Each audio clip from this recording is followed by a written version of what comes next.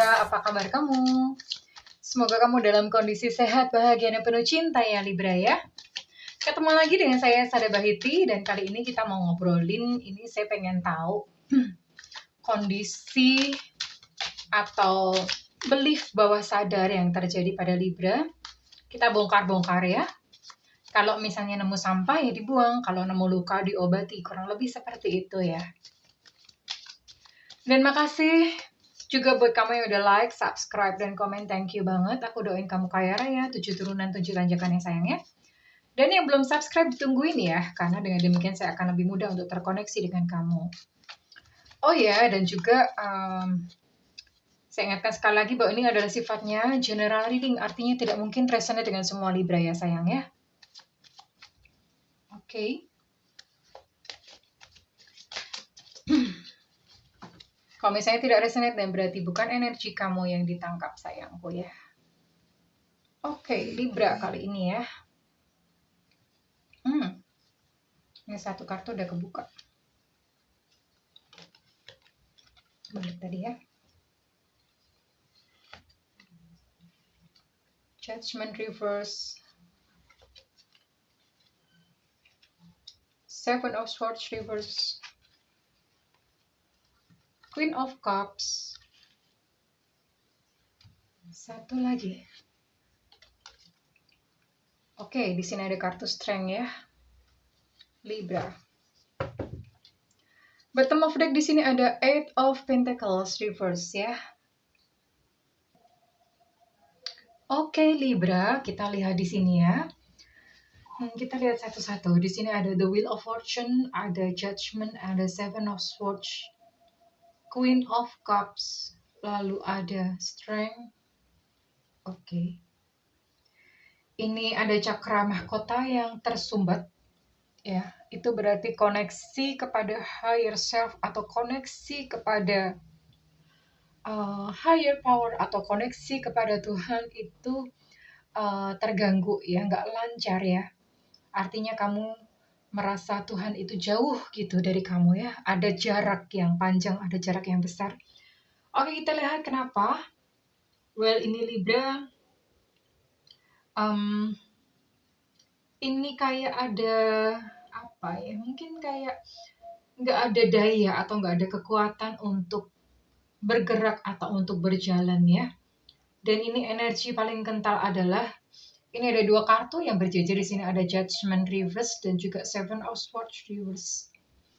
Libra, kamu menyimpan dendam kesumat. Ada dendam gitu ya.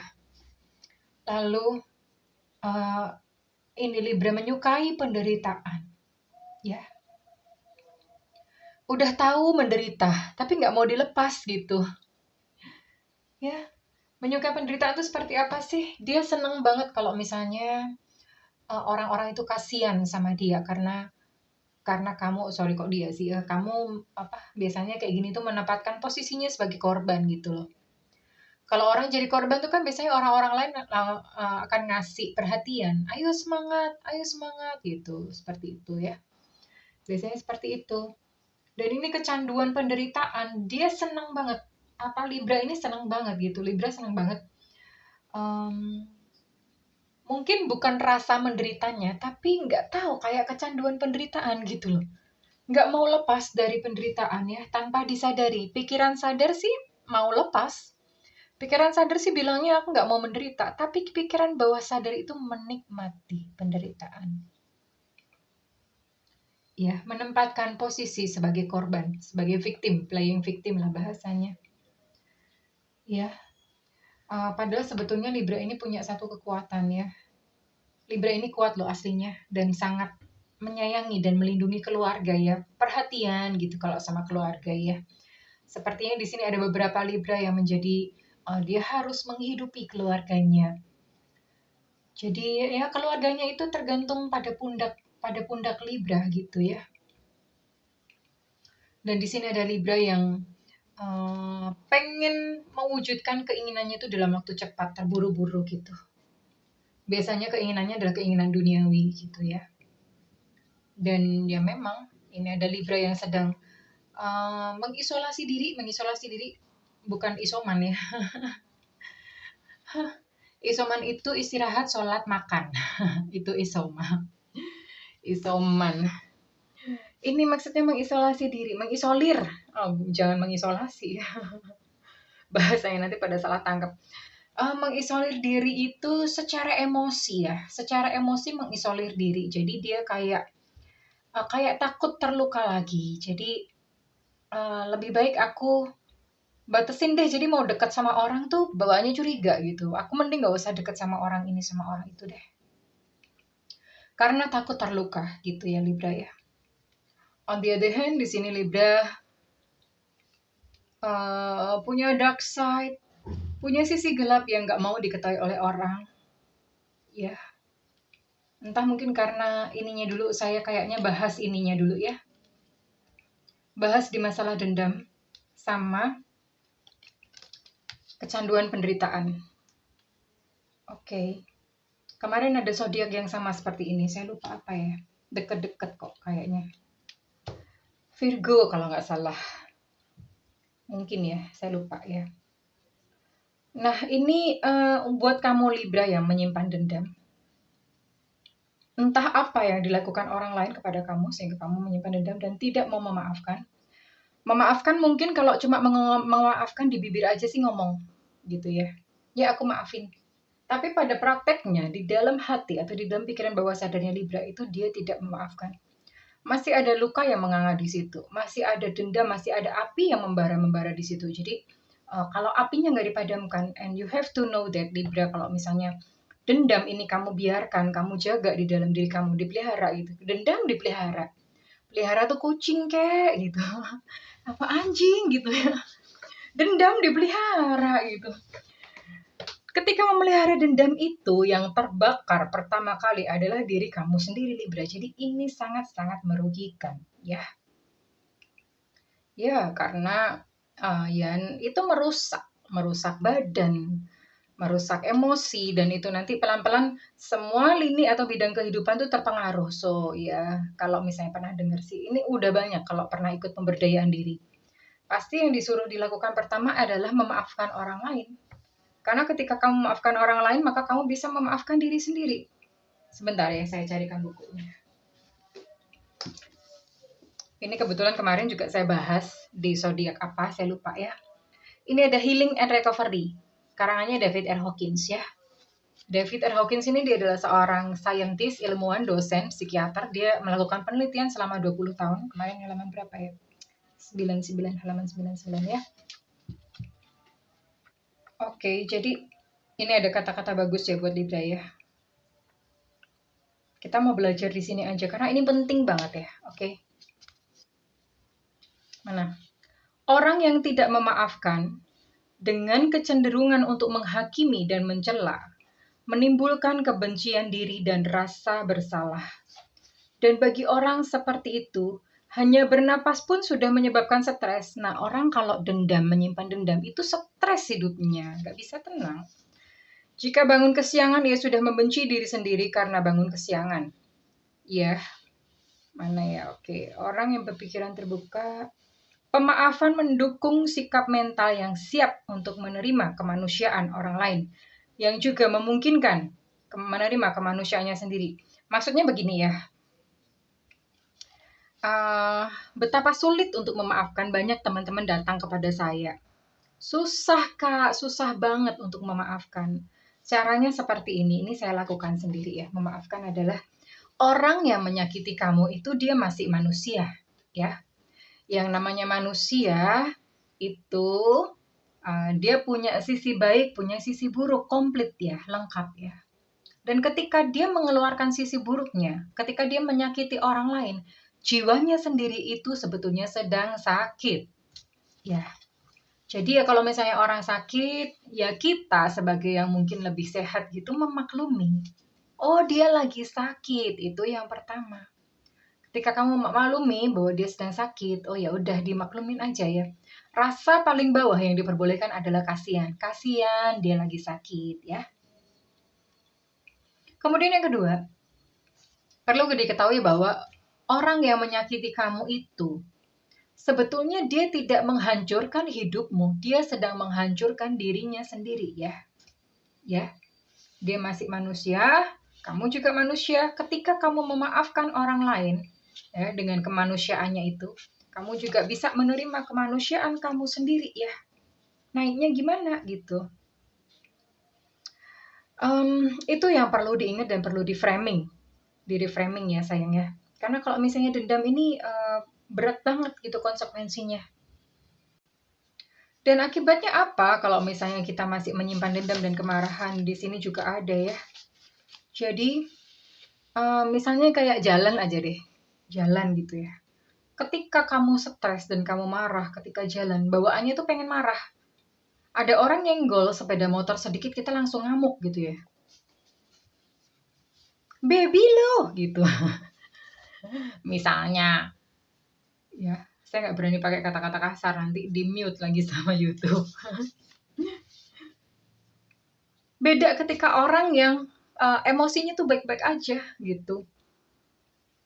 Ketika misalnya bempernya disenggol ya udah nggak perlu marah-marah kan, cukup ditanya, Pak kenapa? Oke, Bapak bisa ganti nggak? Cara ngomongnya pun tuh beda gitu. Jadi satu peristiwa yang sama, tapi responnya itu bisa beda-beda. Kenapa? Karena yang pertama tadi emosinya tuh sudah terperangkap di dalam ya. Dan cara mengatasinya adalah di sini adalah dengan cinta ya. Cinta ya. Cinta itu melepaskan hormon endorfin. Ya. Orang di level ini bisa menyusuri jalan dengan rasa yang lembut. Ia melihat kebaikan cinta yang sungguh-sungguh terjadi dalam hal-hal sepele. Maksudnya begini, misalnya kamu jalan kaki kan. Sama-sama jalan kaki nih. Orang yang punya rasa cinta tuh dia jalan kakinya tuh damai. Ketemu kucing, halo halo pus gitu. Ketemu anjing, halo halo gitu. Atau misalnya ketemu tanaman, dilihat itu hidupnya tuh damai. Ada burung juga happy liatnya. Hal-hal sederhana, tapi coba kok misalnya orang yang menyimpan dendam, orang stres. Ketemu kucing, ngalangin jalan bisa ditendang. Minggir lo kucing. Gitu ya, jadi kejadiannya tuh sama, responnya berbeda. Nah Libra, ini kalau kamu menyimpan dendam ya, ini kamu lihat sendiri ini seperti apa sih? Ini pedang loh. Pedang dipeluk gitu. Pedang kok dipeluk sih sayang. Dan kamu nggak mau melepaskan. Rasa sakitnya itu nggak mau dilepaskan. Nggak mau kak, pokoknya aku nggak akan memaafkan dia. Nah loh. Ini ibaratnya kamu yang minum racun, orang lain yang disuruh mati. Padahal kamu duluan yang bakal mati duluan karena minum racun. Kurang lebih seperti itu Libra. So, ini terserah kamu sih kalau misalnya kamu mau melepaskan dendam. Saya kasih cara aja ya. Tadi yang jelas tadi di framing dengan cara seperti itu, di framing ya. Indah loh kalau misalnya kita bisa bebas dari dendam dan marah tuh indah banget, beneran damai. Nanti rasain. Dan nanti pelan-pelan tuh kehidupan kita tuh tertata satu persatu. Begitu yang di dalam selesai, yang di luar selesai. Oke, saya kasih ini ya, saya kasih salah satu terapi untuk ini ya, melepaskan luka. Well, silahkan teman-teman mengambil waktu di satu ruangan tersendiri ya, lalu kamu bisa mengambil posisi meditasi. Tolong duduk ya, tegak punggungnya dan leher juga tegak. Jangan tidur, nanti ketiduran. Ini lakukan dalam posisi tegak duduk. Kemudian boleh sambil nyetel musik yang rileks boleh, tapi nafas lembut panjang, rileks, rileks, rileks. Kepala rileks, lalu pundak rileks, rahang rileks, kaki rileks, tangan rileks, semuanya rileks ya. Lalu kamu bayangkan orang yang ada di depan kamu yang melukai kamu itu. Bayangin rambutnya, bayangin wajahnya, matanya. Bayangin semuanya. Lalu kemudian setelah itu kamu panggil namanya, misalnya siapa? Rahma gitu misalnya ya. Rahma, ya. Kamu pertama ngomong aja dulu. Pertama ngomong, terserah kamu mau ngomong apa. Mau marah-marah boleh gitu. Ya. Pak Ayah kamu Rahma, sialan kamu Rahma gitu ya. Kamu marah-marahin aja setelah puas ya, unek-uneknya, setelah agak lega. Lalu bicara baik-baik sama dia. Ya, Rahma makasih ya buat pelajaran yang kamu berikan dalam hidupku. Ya, karena setiap orang yang datang dalam kehidupan kita itu memang sudah itu memang selalu membawa pelajaran, antara kita yang memberi pelajaran atau kita yang diberi pelajaran. Makasih buat pelajarannya ya Rama, ini contohnya. Terima kasih, sekarang aku mau kamu pergi dari hidupku, aku mau melepas kamu. Dan bersama dengan kamu pergi, aku melepaskan segala kebencianku kepadamu. Aku melepaskan segala rasa sakit hatiku kepadamu. Silahkan dibawa, silakanlah. Bayangkan orang itu pergi, balik badan, pergi. Mengecil sampai hilang ditelan kabut ya. Terima kasih. Aku memaafkanmu, Rahma. Aku memaafkanmu ya. Aku menerimamu apa adanya. Kenapa harus ada kata-kata menerima? Karena itu untuk menerima kemanusiaannya dia ya. Ya. Karena dengan cara menerima orang lain kita juga bisa menerima diri sendiri. Nah, lakukan ini setiap kali kamu merasa sakit hati sama seseorang ya, dan ya ini lakukan ini terus sampai sembuh. Visualisasi saja gitu ya. Ini yang biasa orang-orang dilakukan ketika mereka meditasi gitu ya. Ini yang maksudnya rilis dalam meditasi. Atau teman-teman boleh pakai teknik lain, silakan. Ada banyak, ada teknik Ho'oponopono, ada teknik katarsis. Silahkan monggo, ini saya hanya variasi aja. Kali ini saya kasih teknik yang seperti itu. Well, okay, that's it Libra. So I think it's important ya, maafkan sayangku ya. Karena ketika kamu memaafkan, berarti kamu memaafkan diri kamu sendiri. Dan ketika kamu memaafkan diri kamu sendiri, berarti kamu tahu bahwa Tuhan menyayangi kamu. Ya. Tapi kalau misalnya kamu tidak bisa memaafkan, maka kamu pun tidak bisa memaafkan diri sendiri. Dan ketika kamu tidak bisa memaafkan diri sendiri, maka kamu menganggap bahwa Tuhan itu adalah seorang yang penghukum. Kurang lebih seperti itu sayang ya. So, that's all buat Libra kali ini readingan. Saya berdoa semoga kamu menemukan cahaya dalam perjalanan kehidupanmu dan menjadi cahaya itu sendiri ya. Kalau misalnya readingan ini resonate dengan kamu, saya minta feedbacknya di kolom komentar. Kalau misalnya tidak resonate, then it's okay, nggak apa-apa ya. Kalau misalnya kamu menginginkan personal reading atau private reading, silahkan hubungi nomor yang tertera di deskripsi. Mau healing, mau counseling, boleh. Ya. Tapi tentu saja berbayar, sayangku, karena ya kamu nggak ngerasain sih gitu. Reading itu lumayan melelahkan ya. Saya harus jaga mood saya.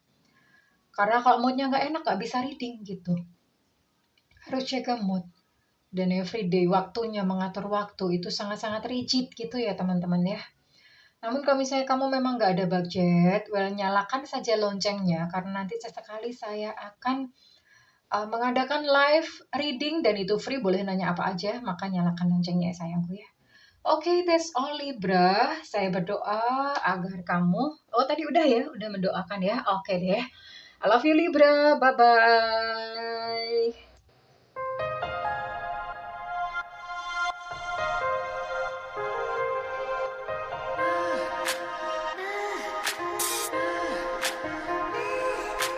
I can